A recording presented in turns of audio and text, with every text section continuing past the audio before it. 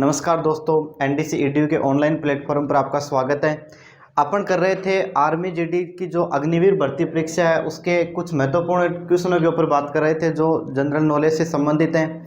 इसमें से एक वीडियो अपन ने पहले बनाया था और उससे आगे की आज अपन बात करते हैं। क्वेश्चन देखना आपके सामने है। रवि कुमार दहिया ने किस स्पर्धा में टोक्यो ओलंपिक में रजत पदक जीता?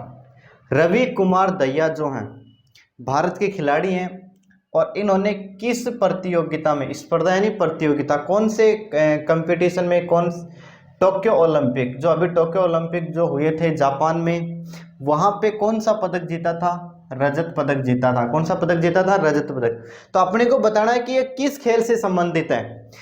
तो ये है कुश्ती से संबंधित। किससे संबंधित है? कुश्ती से संबंधित। रवि कुमार दहिया के बारे में अपन यहाँ पर चार बात करें तो रवि कुमार दहिया ये फ्री स्टाइल कुश्ती करते हैं। कौन सी कुश्ती करते हैं? फ्री स्टाइल कुश्ती। इनके बारे में बात करें तो इनका संबंध है 57 किलोग्राम वर्ग में। 57 किलोग्राम वर्ग जो है वहाँ पे इन्होंने इस ओलंपिक में रजत पदक अपने नाम किया था। इनके बारे में और अपन बात करें तो इनका संबंध आता है सोनीपत हरियाणा से। इनका संबंध कहाँ से आता है? सोनीपत हरियाणा से। बहुत अच्छा प्रश्न है, रट के रखना आपको, कहाँ पे कोई दिक्कत नहीं है।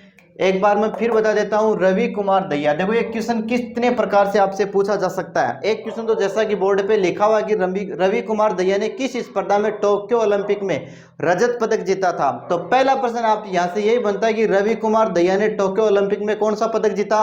रजत पदक। प्रश्न नंबर एक। प्रश्न नंबर दूसरा, रवि कुमार दहिया का संबंध किस स्पर्धा से है? रवि कुमार दहिया का संबंध किस स्पर्धा है, किस खेल से? तो रवि कुमार दहिया का संबंध किस खेल से है? कुश्ती से। प्रश्न नंबर तीन, रवि कुमार दहिया का संबंध भारत के किस राज्य से है? सोनीपत हरियाणा से। कौन से राज्य से? सोनीपत हरियाणा से। प्रश्न नंबर चार, रवि कुमार दहिया ने टोक्यो ओलंपिक में कितने किलोग्राम वजन वर्ग में रजत पदक जीता? तो कितने किलोग्राम वर्ग में जीता है? 57 किलोग्राम वर्ग में। कितने किलोग्राम वर्ग में? 57 किलोग्राम वर्ग में। रट के रखना, आपके आर्मी का पेपर जीके का पोर्शन प्रश्न नंबर 4 छप गया है। मैं आपको पहले बता देता हूं, पक्का आएगा, इससे बाहर नहीं है। अगला प्रश्न देखो, इसके ऊपर अपन बात करते हैं। जवाहरलाल नेहरू एथलेटिक स्टेडियम कहां पर है? आपको बताना है। चार ऑप्शन आपके सामने है। पहला ऑप्शन है कानपुर, मुंबई, गुवाहाटी और दिल्ली। जल्दी से कमेंट करके बताएं कि इनमें से जवाहरलाल नेहरू एथलेटिक स्टेडियम जो है वो कहां पर है। चार ऑप्शन आपके सामने हैं, इन चार में से आपको जवाब देना है और आपका बिल्कुल सही जवाब होगा दिल्ली। कौन सा होगा? दिल्ली। जवाहरलाल नेहरू एथलेटिक्स स्टेडियम जो है वो नई दिल्ली में स्थित है। कहां पे स्थित है? नई दिल्ली में स्थित है। जवाहरलाल नेहरू एथलेटिक्स स्टेडियम नई दिल्ली में स्थित है। यहां से देखो मिलता जुलता क्वेश्चन ये भी पूछा जा सकता है कि दिल्ली का एक स्टेडियम जिसका नाम बदल करके अरुण जेटली स्टेडियम कर दिया गया है, तो ऐसा कौन सा स्टेडियम है जिसका नाम अरुण जेटली के नाम पर कर दिया गया है? तो फिरोज शाह कोटला जो है, मैं आपको बता देता हूं, फिरोज शाह कोटला जो मैदान है उसका नाम बदल करके और अरुण जेटली के नाम पर कर दिया गया है। उसका नाम अब अरुण जेटली स्टेडियम रख दिया गया है। अगला प्रश्न अपनी ऐसे बात करते हैं, भारत का सर्वोच्च नागरिक सम्मान या सर्वोच्च नागरिक पुरस्कार कौन सा है? भारत में दिया जाने वाला सर्वोच्च नागरिक सम्मान आपको बताना है। चार ऑप्शन आपके सामने है। पद्म भूषण है, परमवीर चक्र है, पद्म विभूषण है और भारत रत्न है। तो आपको याद होना चाहिए कि भारत सरकार द्वारा दिया जाने वाला सबसे बड़ा नागरिक सम्मान जो है वो है भारत रत्न। कौन सा है? भारत रत्न। भारत रत्न के बारे में अपन बात करें तो भारत रत्न की शुरुआत हुई थी 1954 में। भारत रत्न की शुरुआत कब हुई है?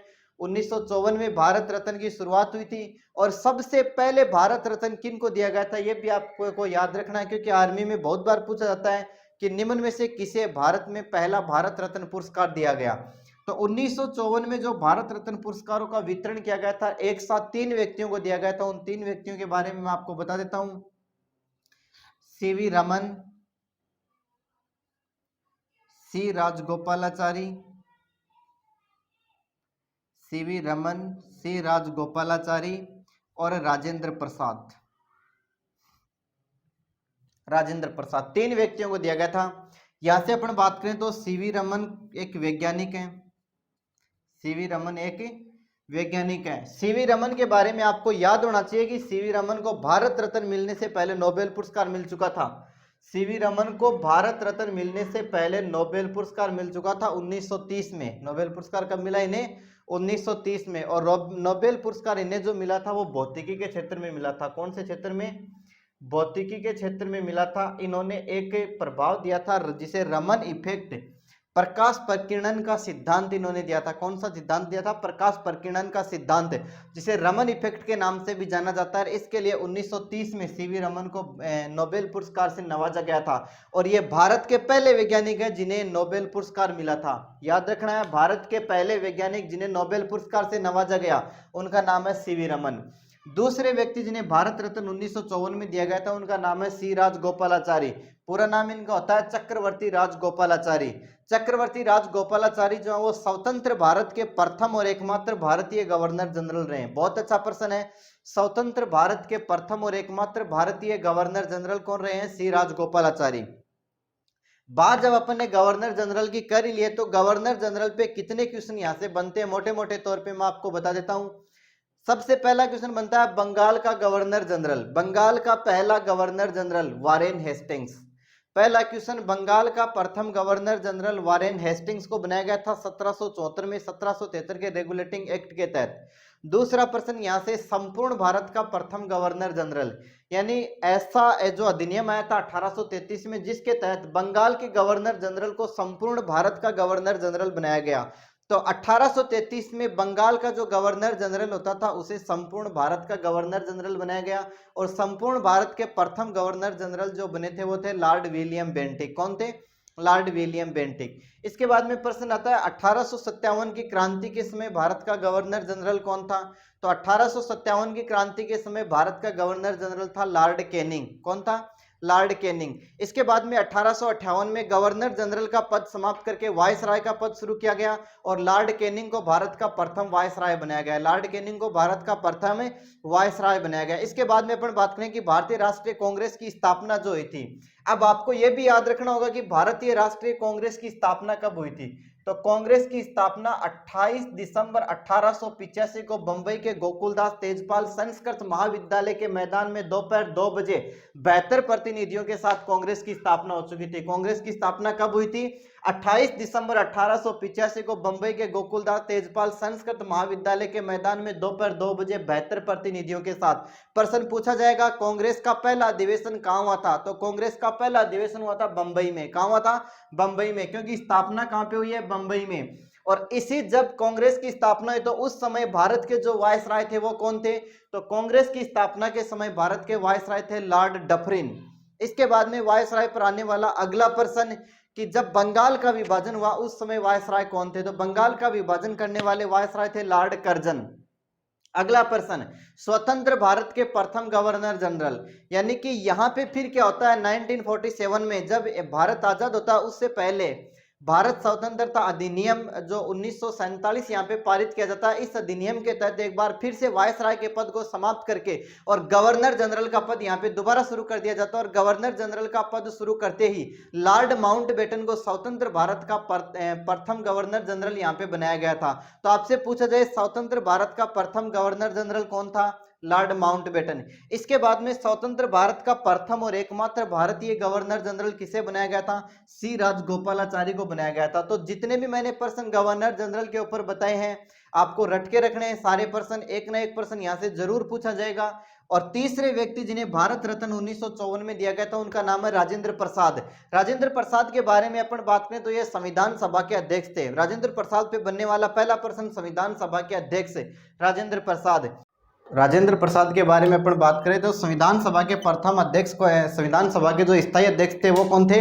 राजेंद्र प्रसाद। राजेंद्र प्रसाद के बारे में इसके अलावा अपन और बात करें तो ये भारत के प्रथम राष्ट्रपति, भारत के प्रथम राष्ट्रपति भी कौन रहे हैं? राजेंद्र प्रसाद रहे हैं। तो यहाँ से अपन ने बात की कि भारत का सर्वोच्च जो नागरिक पुरस्कार है वो कौन सा है? भारत रत्न है। भारत रत्न की शुरुआत कब हुई थी? 1954 में हुई थी। सबसे पहले किसे दिया गया था? इसके बाद में अपन बात करते हैं अगले क्वेश्चन के ऊपर। अगला क्वेश्चन है राज्यसभा के सदस्यों का कार्यकाल कितना होता है? बहुत अच्छा प्रश्न है। राज्यसभा के सदस्य का कार्यकाल कितना होता है? तो राज्यसभा के सदस्य का कार्यकाल होता है 6 वर्ष। कितना होता है? 6 वर्ष। लेकिन ध्यान रहे अगर यही प्रश्न आपसे ऐसे पूछ लिया जाए कि राज्यसभा का कार्यकाल कितना होता है तो राज्यसभा का कोई कार्यकाल नहीं होता।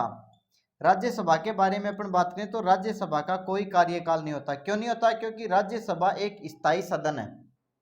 राज्यसभा एक स्थायी सदन है जिसके 1/3 सदस्य प्रति 2 वर्ष बाद में रिटायर होते रहते हैं। इसके बाद में अगला प्रश्न है, द्रौपदी मुर्मू मूलतः किस राज्य से हैं? वर्तमान में भारत की जो राष्ट्रपति हैं, वर्तमान में भारत की राष्ट्रपति द्रौपदी मुर्मू, इनका संबंध वो किस राज्य से? तो इनका संबंध आता है ओडिशा राज्य से। कौन से राज्य से आता है? ओडिशा राज्य के मयूरभंज से इनका संबंध आता है। द्रौपदी मुर्मू के बारे में अपन बात करें तो भारत की सबसे युवा राष्ट्रपति, भारत की सबसे युवा राष्ट्रपति, इनसे पहले नाम आता था नीलम संजीव रेड्डी का। इनसे पहले नाम किसका आता था? नीलम संजीव रेड्डी का, लेकिन वर्तमान में नाम आता है द्रौपदी मुर्मू का। द्रौपदी मुर्मू के बारे में अपन और बात करें तो स्वतंत्र भारत में जन्म लेने वाली, स्वतंत्र भारत में जन्म लेने वाली पहली राष्ट्रपति, पहली राष्ट्रपति, यानी इससे पहले जितने भी राष्ट्रपति हुए हैं उनका जन्म देश की आजादी से पहले हुआ है, और ये पहली स्वतंत्र राष्ट्रपति हैं जन्म लेने वाली। नहीं, जन्म तो हालांकि सबने लिया, लेकिन स्वतंत्र भारत में जन्म लेने वाली ये पहले महिला राष्ट्रपति हैं। दूसरा, इनके बारे में अपन बात करें तो दूसरी महिला राष्ट्रपति, देश की दूसरी महिला राष्ट्रपति, तो आप मुझे बता देंगे पहली महिला राष्ट्रपति कौन थी? प्रथम महिला राष्ट्रपति देश की रही है श्रीमती प्रतिभा पाटिल। कौन रही है? श्रीमती प्रतिभा पाटिल। इसके अलावा द्रौपदी मुर्मू के ऊपर पूछा जाने वाला सबसे इंपॉर्टेंट प्रश्न जो आपको रट के रखना है, चांस है पूछने के 99% कि देश की प्रथम आदिवासी महिला राष्ट्रपति, देश की प्रथम आदिवासी महिला राष्ट्रपति, मैं लिख देता हूं यहां से, देश की प्रथम आदिवासी महिला राष्ट्रपति। तो देश की प्रथम आदिवासी महिला राष्ट्रपति भी कौन रही है? द्रौपदी मुर्मू है। ये देश की 15वीं राष्ट्रपति हैं। देश की कौन सी राष्ट्रपति हैं? 15वीं राष्ट्रपति। तो इसके बाद में अपन बात करते हैं अगले क्वेश्चन के ऊपर। बात करते हैं अगले क्वेश्चन के ऊपर। अगला क्वेश्चन है, बंगाल का विभाजन किसने किया? तो ये अपन पिछले में भी क्वेश्चन में भी अपन पढ़ चुके हैं, अपने पढ़े थे ना गवर्नर जनरल्स के बारे में। तो बंगाल का विभाजन करने वाले थे लॉर्ड कर्जन। बंगाल का विभाजन किस वायसराय ने किया था? लॉर्ड कर्जन ने। बंगाल का विभाजन हुआ था 1905 में। आपको यह याद रखना है कि बंगाल का विभाजन कब हुआ और किसके काल में हुआ। तो बंगाल का विभाजन 1905 में लॉर्ड कर्जन के काल में हुआ था। अगला प्रश्न है, इंपॉर्टेंट प्रश्न है, मैं पहले से ही बता देता हूं, भारतीय नौसेना अकादमी किस राज्य में है? भारतीय नौसेना अकादमी के बारे में अपन बात करें तो ये केरल में है। कहां पे है? केरल में। केरल में एक जगह होती है कन्नूर, कन्नूर में है। और यहां से मैं बता दूं ये एशिया की सबसे बड़ी एकेडमी है, एशिया की सबसे बड़ी अकादमी। कौन सी? भारतीय नौसेना अकादमी। तो आपसे पूछ लिया जाए कि भारतीय नौसेना अकादमी किस राज्य में स्थित है? केरल राज्य में स्थित है। कौन से राज्य में स्थित है? केरल में। केरल में कहां पर है? कन्नूर में, जो एशिया की सबसे बड़ी नौसेना अकेडमी है। अगला प्रश्न है, मैकबेथ किताब किसने लिखी थी? 4 ऑप्शन आपके सामने है, मेगास्थनीज, नेल्सन मंडेला, शेक्सपियर और अरविंद अडिगा। इनमें से वो ऑप्शन आपको छांटना है जिसने ये किताब लिखी थी। किताब का नाम है मैकबेथ, और मैकबेथ नामक किताब जो लिखी थी वो लिखी थी शेक्सपियर ने। किसने लिखी थी? शेक्सपियर ने। अंग्रेजी के जो बड़े विद्वान हुए हैं शेक्सपियर, शेक्सपियर के बारे में अपन बात करें तो मैकबेथ है वो इनका एक दुखांत नाटक है, दुखांत छोटा नाटक। तो आपसे पूछ लिया जाए कि शेक्सपियर द्वारा लिखा गया एक छोटा दुखांत नाटक है, उसे किस नाम से जाना जाता है? उसे मैकबेथ के नाम से जाना जाता है। अगला प्रश्न है, श्रीनगर को लेह से जोड़ने वाला दर्रा कौन सा है? यानी 4 ऑप्शन है, जोजिला, नाथुला, रोहतांग और माना। इन 4 में से आपको वो दर्रा छांटना है जो श्रीनगर को लेह से जोड़ता है। तो श्रीनगर को लेह से जोड़ने वाला दर्रा है जोजिला दर्रा। कौन सा दर्रा है? जोजिला दर्रा। इसके बारे में बात करें तो यह दर्रा जम्मू कश्मीर की जो कश्मीर जो घाटी है, कश्मीर घाटी को लद्दाख से जोड़ता है। यानी कश्मीर घाटी को लद्दाख से जोड़ने वाला दर्रा भी अगर आपसे पूछा जाए तो कौन सा है? यही दर्रा है। कौन सा दर्रा? जोजिला दर्रा। अगला प्रश्न है चिल्का झील किस राज्य में स्थित है? चिल्का झील है ओडिशा राज्य में स्थित है। चिल्का झील कौन से राज्य में स्थित है? ओडिशा। चिल्का झील के बारे में अपन बात करें तो यह एक लेगून झील है। कैसी झील है? लेगून झील है। यह भारत की खारे पानी की सबसे बड़ी झील है। भारत की खारे पानी की सबसे बड़ी झील के बारे में भी अगर हम बात करें तो कौन सी है? ओडिशा में चिल्का झील है। जो लेगून झील के बारे में बात करें तो यह समुद्र तटीय क्षेत्र में स्थित झील है। समुद्र तटीय क्षेत्रों में समुद्री जल से निर्मित जो झील होती है वो लेगून झील कहलाती है। खारे पानी की भारत की सबसे बड़ी झील है जो कहाँ पे स्थित है? ओडिशा में स्थित है। इसके बाद में बात करते हैं अपन अगले क्वेश्चन के ऊपर। देखिए अगला प्रश्न है अपना, टिहरी बांध किस नदी पर स्थित है? तो टिहरी बांध ये भागीरथी नदी पर स्थित है। कौन सी नदी पर? भागीरथी नदी पर है, उत्तराखंड में। किस राज्य में? उत्तराखंड में स्थित है, जो वर्तमान में भारत का सबसे ऊंचा बांध है। वर्तमान में भारत का सबसे ऊंचा बांध है वो कौन सा बांध है? टिहरी बांध। जो कौन सी नदी पे स्थित है? भागीरथी नदी के ऊपर स्थित है। और कौन से राज्य में है? उत्तराखंड राज्य में स्थित है। इसके बाद में अगला अपन बात करें वर्तमान में लोकसभा अध्यक्ष कौन है, यानी वर्तमान में भारत की जो 17वीं लोकसभा है इसके अध्यक्ष कौन है? तो इसके अध्यक्ष है ओम बिरला। कौन है? ओम बिरला। ओम बिरला के बारे में अपन बात करें तो ये राजस्थान के कोटा से सांसद हैं। कहां से सांसद हैं? कोटा से सांसद हैं और वर्तमान में लोकसभा के अध्यक्ष हैं। अगला प्रश्न है मणिपुर की राजधानी कहाँ स्थित है? तो मणिपुर की राजधानी, चार ऑप्शन आपके सामने, गांधीनगर, पटना, जयपुर और इम्फाल। तो मणिपुर की राजधानी कहाँ पर स्थित है?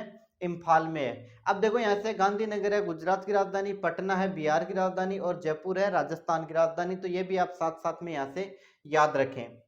अगला प्रश्न है भारत का प्रथम नागरिक होता है। बहुत अच्छा प्रश्न है ये, आर्मी के दृष्टिकोण से अगर देखा जाए तो भारत का जो प्रथम नागरिक होता है वो राष्ट्रपति होता है। देश का प्रथम नागरिक कौन होता है?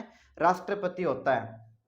अगला प्रश्न है नीति निर्देशक तत्व संविधान में कहां से ले गए? आर्मी का सबसे फेवरेट प्रश्न, नीति निर्देशक तत्व डीपीएसपी जो है, नीति निर्देशक तत्व जिनको बोलते हैं DPSP, directive principles of state policy, इनको क्या बोलते हैं? Directive principles of state policy. ये जो अपनाए गए हैं ये भारत में आयरलैंड के संविधान से अपनाए गए। कहां से अपनाए गए हैं? आयरलैंड के संविधान से अपनाए गए। तो ये अपना जीके का दूसरा पेपर था। अब बात करेंगे अपन आगे तीसरे पेपर के बारे में।